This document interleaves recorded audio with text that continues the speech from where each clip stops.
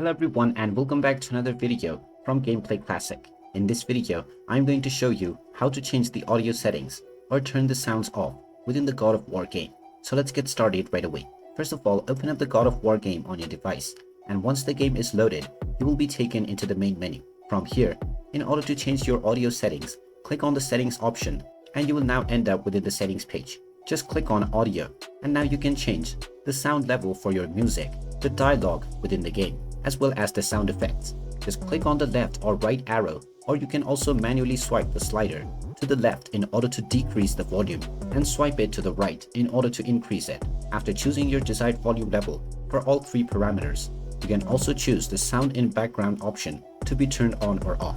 After choosing your desired settings, you can go back into the menu and start playing your game, and you will now notice that the audio settings that you chose has been applied to your game right away. And there you have it. That is how easy it is to change the audio settings within the God of War game. If you find this video helpful, make sure you hit that like button and subscribe to our channel if you haven't done so already. Also ring that notification bell to never miss another update from us. Thank you for watching, and I will see you again in the next video.